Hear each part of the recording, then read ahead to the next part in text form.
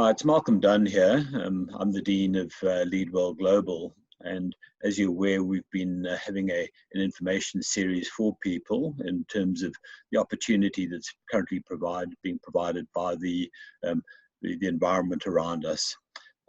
One of the key things that we've been trying to work on is what we've called quantum thinking.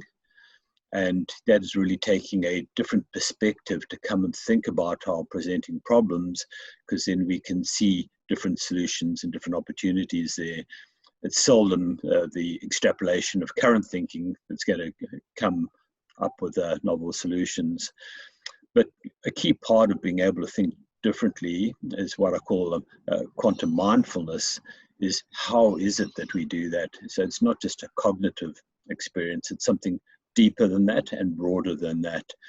So what we'd like to do today is to present you with a taster of a quantum mindfulness experience. And we've got our resident guru, Raamon, who's going to take us through that experience. And this is a taster, and in future we'll be able to run some full sessions for you. Raamon, tell us a little bit about your background and also your perspective on this quantum thinking, critical thinking, as something that's really important for making good decisions in today's world. Sure. Thank you very much, Malcolm. Joy to kind of connect with everybody here and share this quantum idea of thinking, which is going to become very, very important in leadership right now and then going forward as things get, very transformed and changed at an accelerating rate. So how I got into this field of kind of supporting leaders at this level is, first of all, I had to go through my own lack of quantum thinking in order to realize the value of it. So I grew up in New Zealand, had a typical New Zealand lifestyle upbringing, played a lot of sport, running and rugby and cricket and all that, and did quite well, especially in running and rugby, won national, regional, provincial titles. And then endeavoring to qualify for the World Junior Championships when I was 19, I ended up burning out and missing qualifying by a couple of seconds and got very sick, a lot of respiratory problems, a lot of digestive problems, kept me up most nights for over 6 months, and basically left me in a depressed state because that was my sole purpose in life, to become a professional athlete. And I had an Olympic gold winning coach who actually said, look, if you keep your training up, there's no reason why you can't go to the Olympics. So I was very inspired by that. But the burning out aspect of it made me realize I was missing something, because I was so addicted to the training and the action and the performing, but somehow I hadn't developed this inner content of myself to be able to protect myself and not burn out. So that led me on a quest to find deeper self-knowledge about how I can still achieve and accomplish and protect myself and protect my achievement and become what I call a more awake and enlightened leader and performer. So that led me to the United States. I went to a university there where part of the curriculum was actually developing the coherence of the brain so that you could assimilate knowledge more easily, you could perceive things more clearly. And I learned transcendental meditation before I went to this university. And that was part of the curriculum. It wasn't mandatory, but it was encouraged that if you really want to absorb knowledge, then you have to develop the container of your brain that's going to absorb that knowledge. So I was there for a few years. I was just working on staff, taking continuing education programs. And then I realized I wanted a deeper experience of this. So at the age of 25, I ended up becoming a full-time meditating monk. And that entailed basically meditating, eyes closed, in silence, 8 hours a day, 7 days a week. That was my office hours. And so I was going to do that for 1 year. And that 1 year was so fulfilling and so profound that I rolled it into 2 years. And that rolled into 3 years and 4 years. And that ended up being 10 years I spent in that environment, because I was very enamored by this experience of the quantum mind, of this field of consciousness, beyond the conscious mind, beyond the subconscious, that really gives us those most coherent thoughts, that most quantum powerful thoughts that impact ourselves and our environment in the best way possible. So after 10 years of that, I realized, wow, I've done this inner development side of myself. Now I want to see how valuable it is in the world in terms of how I can serve in the world with this new perspective of my mind and my thinking and consciousness. And so I decided that I wanted a very black and white transition. So I went to New York City, which is obviously one of the biggest, most dynamic cities in the world. And I did an acting program there for a couple of years. And those years happened to be 2007, 2008, right at the time where there was a lot of global financial crisis going on. And I got to the point where I realized, hang on, how come these very experienced, seasoned executives of very top companies, how come they're not seeing this? How come they're having to go through this great failure? How come they're not making those decisions that actually protects achievement and progress instead of just achieving and then crashing? And so that's when I realized, this inner development was what was necessary to support the outer development. So I teamed up with my business partner, who's also a full-time meditating monk. He was actually 15 years. He spent 6 years in the Himalayas. And we basically said, this is what we're going to do. We're going to support leaders and help them develop themselves on the inside so that they can protect themselves and their achievement. And so we've been doing that for the last 12 years. And we've worked with leaders of multi-billion dollar companies. And we've had some great successes with leaders bouncing back from, great kind of misfortunes. And we've also had great success with helping leaders build on their great success. Example is one leader we helped him take his company from 1.3 billion to 7.6 billion in the space of 7 years. And it was something he said he couldn't have done that kind of growth with the company without the type of support that he was getting from myself and my business partner. Yeah. So that's basically up to this point. So Raamon, if we look at that person now as an individual, and for them to have that kind of body wisdom or the way of seeing the world rather than the reactive mindset of there's a crisis, so that's them as a person. But what we're talking about and you're talking about is something beyond that, is their influence as a leader to shape the environment around them and to shift from it being adversity or a victim mentality to how do we be proactive and turn this into a positive direction. Is that what we're saying? So we can set the self to be able to see that external world through this process. Yeah, exactly. I mean, if you're not getting the outcome on the outside, then something has to change on the inside, right? And a lot of the time, sometimes we can be taking the actions and we're going to do this, we're going to do this. But then on the inside, there's a self-talk that goes on and says, oh, is this going to really work out? Are we supposed to be doing this? Am I really cut out for this? And that really kind of undermines your actions. So it's not just about massive action. It's about more spontaneous right action that's in tune with what's required. And that's really that basis for that comes from developing this inner coherence of the brain. And what they've found is that these world-class athletes and business leaders and musicians, when they're performing at their best, they have a unique style of brain functioning. They call it global alpha coherence. They're able to see this bigger picture. They're able to see the finer details. So for example, with our top client, he saw an opportunity to double the size of his company through a reverse merger acquisition, but he was blocked by his environment. And this is a common thing with leaders. They have a vision, but somehow they're not getting the support they want for it, even though they know it's the right vision.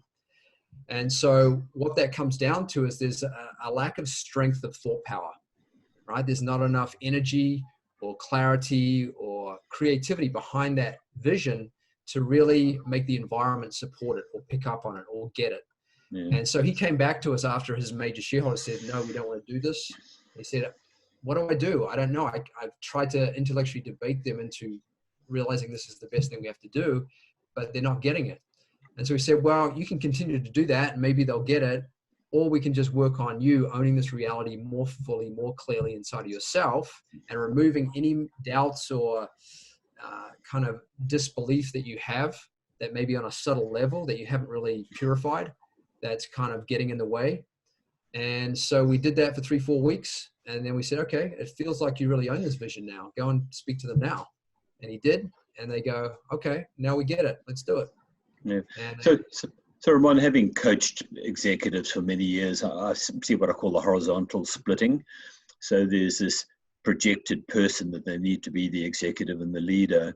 But it takes a lot of willpower, and that's exhausting and it's anxiety provoking.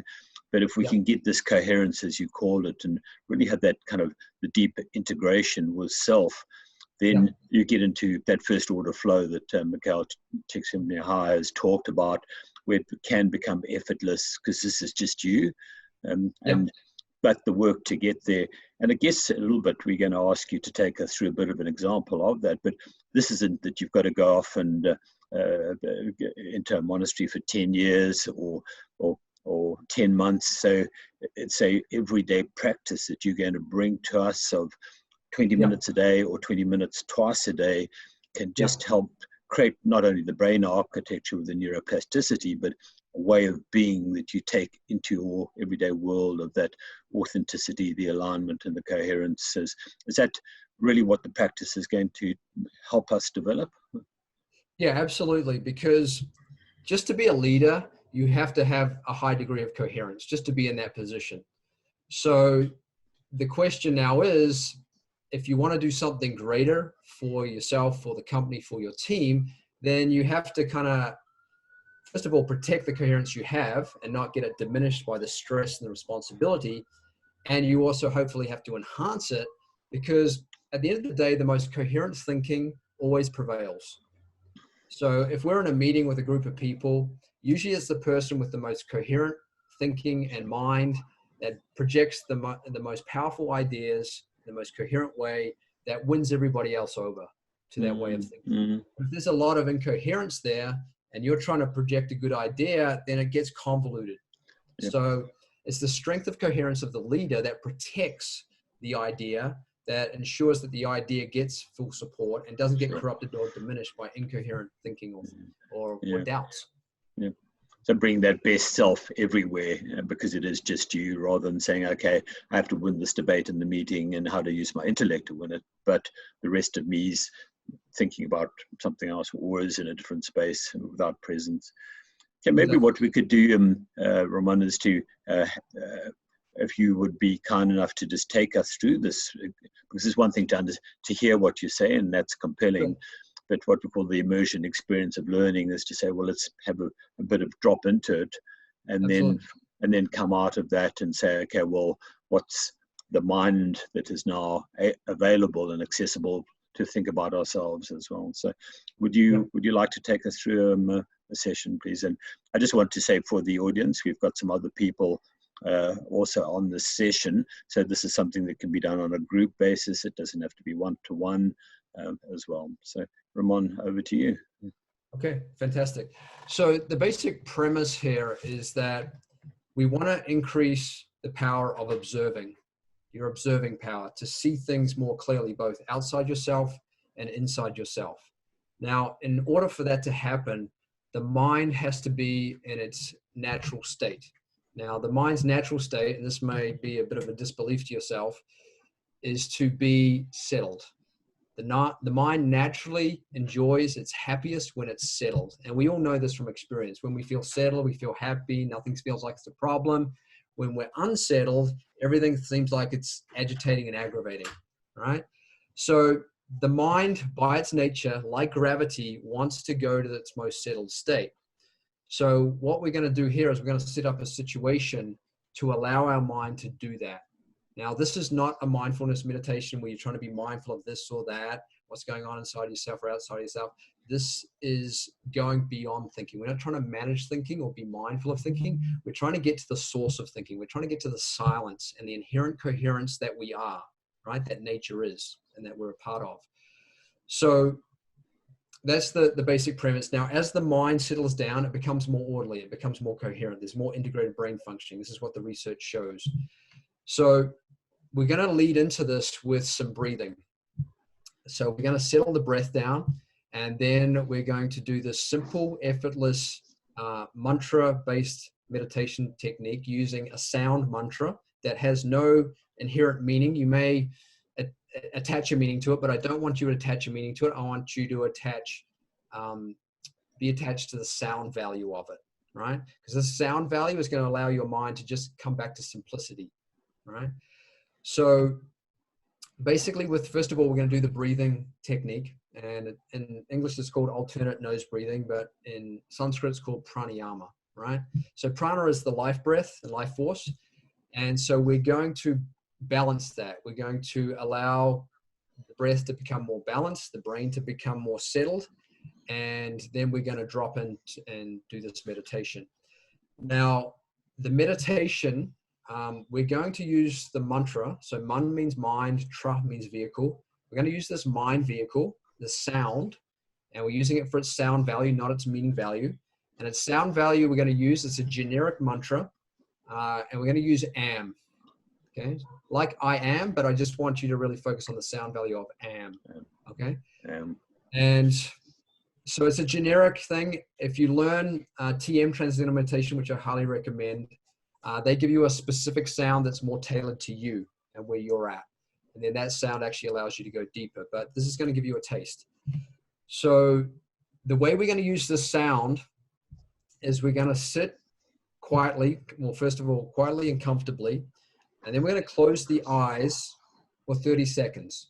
Okay, just keep the eyes closed for 30 seconds. Now, why this is important is because it gives your mind a chance to kind of go from being focused outward, which was what we've been, to being focused inward, right? We're just allowing that transition to happen, right?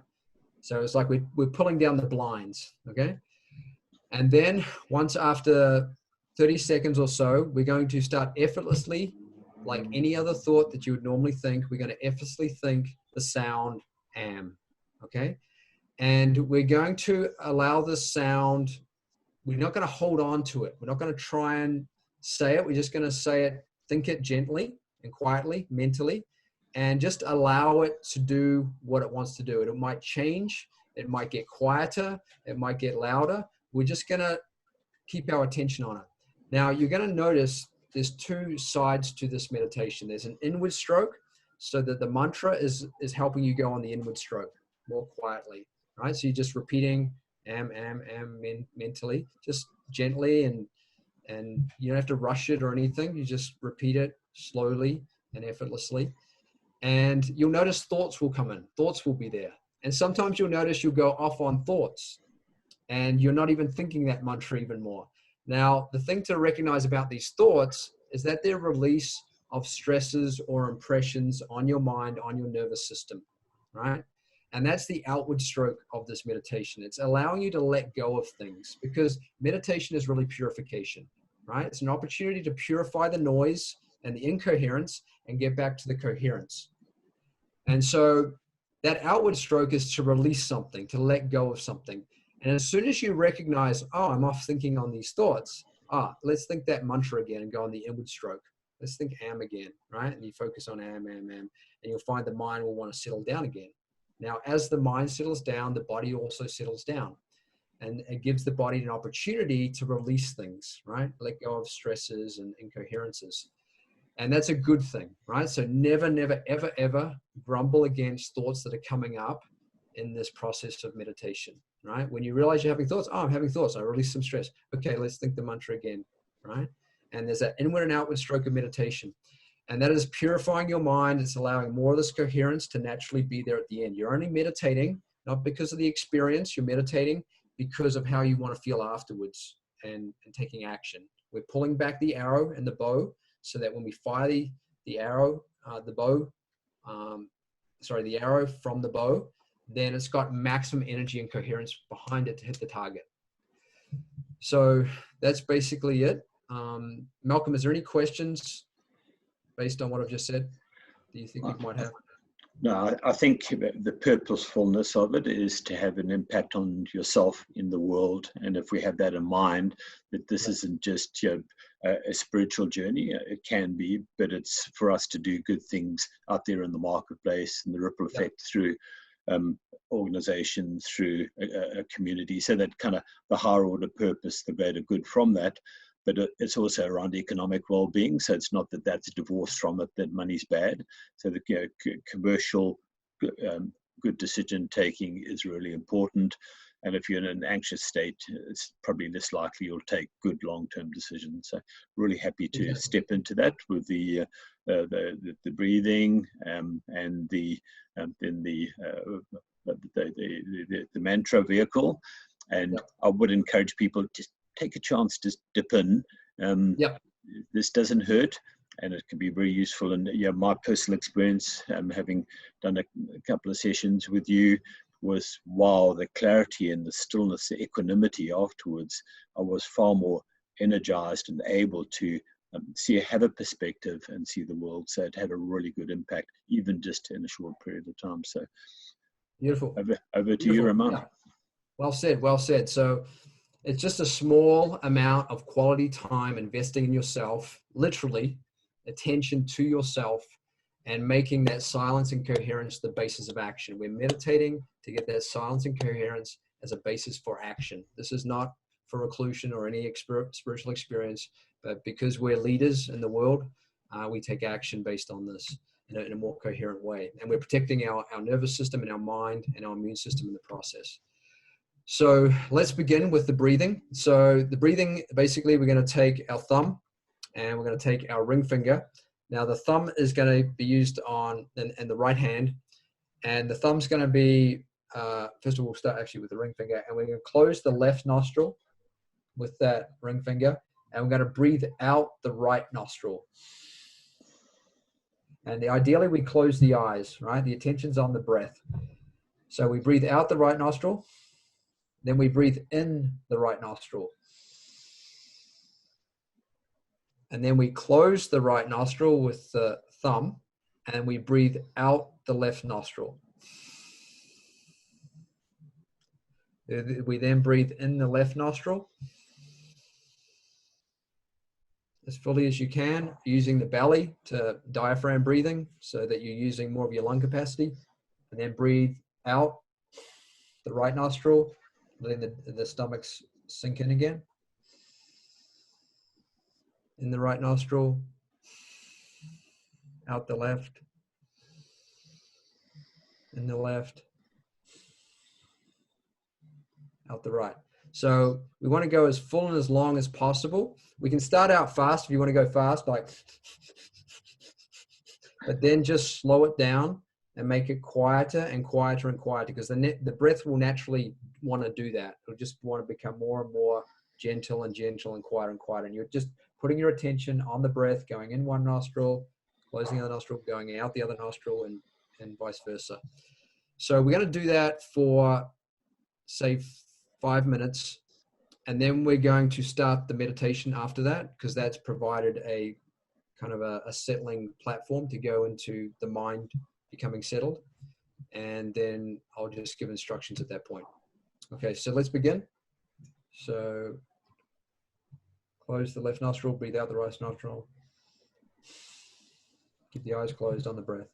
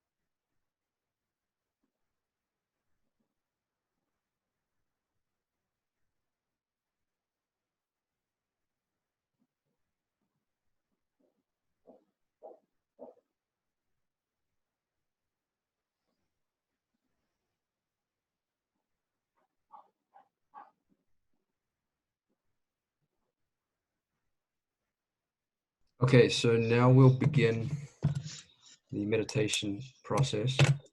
So the idea is we're going to allow the mind to transcend the surface level and go to the deeper levels. And in that process, there may be the mind coming out on thoughts, and they're not to be grumbled against in any way. You just come back to the sound of I am. So just sit with the eyes closed for half a minute, and then effortlessly start thinking the mantra sound am, and go from there. We'll be meditating for 15 minutes.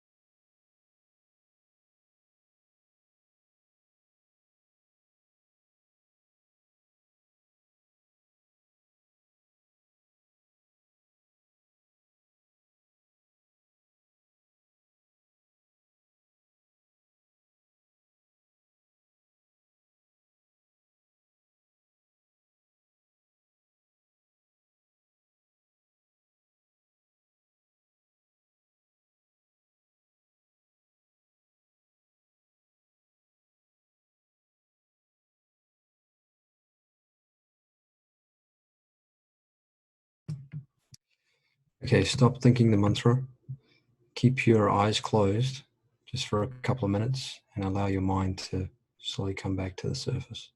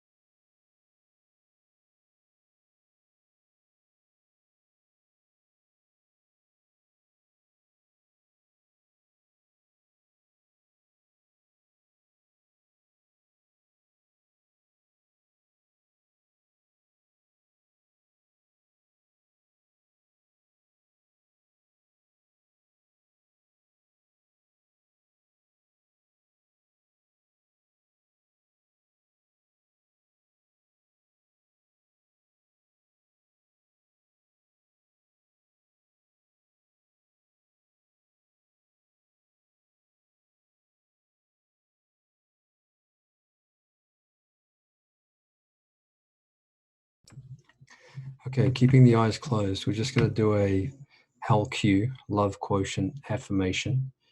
And it's going to go like this. And the reason why we're doing this is because when our mind's settled, then we've got more access to our feeling level and our heart level. And ultimately, all business decisions or good decisions are made from that very fine feeling level. So the affirmation goes like this. You're going to repeat 3 times mentally, quietly to yourself. And look at this as your higher self talking to your inner self, or some people call it the inner child. So we're going to say, I love you. So the I, the higher self, is loving the inner self, the inner child, you. So I love you. Just repeat that once, then have a gap of about 10 seconds and just feel what comes up in that. And then repeat it again. And then another gap of 10 seconds and then repeat it again. And after you've done that 3 times, you want to say the affirmation, I love, accept, and trust you. And I always will, no matter what. So again, that's I love, trust, and accept you. And I always will, no matter what. And so you can ask yourself that a couple of times and just feel what comes up from that. And then finally, your higher self is going to ask your inner self, your inner child, is there anything or what do you require from me right now? What do you require from me right now?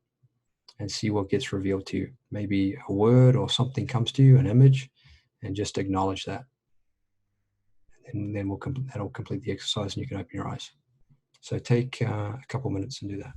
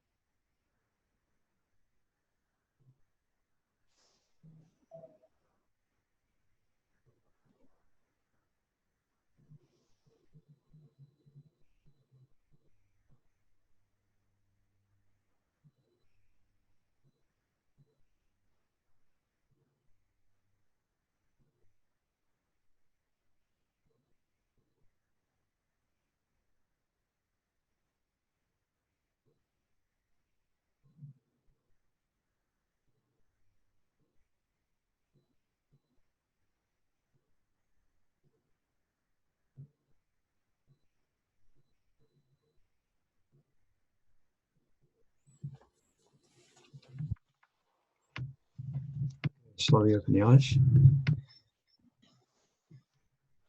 So how was that? Malcolm, you want to share your experience in this one? Okay, Raamon, really happy to do that. So, Raamon, thank you for that. And really what comes for me is back to that, the settled equanimity of being able to have that inner self experience the world, not separate from it, but from a way of saying, okay, this is me in that world. And the big drive that came up for me was to be authentic. So not that splitting between this is who I am, but by the way, I do some stupid stuff because that's in the name of social, political correctness. But how do we create deeper integration there? So that was what the I and the me were looking for there as well. So what I'd like to do is to just bring it back to the purpose of this from a quantum thinking, quantum mind, for a quantum leader to have a outside in perspective. So the outside can start with you going in, it can start with your world, and then me in the world, but going in, but really this kind of alignment, and that's really important.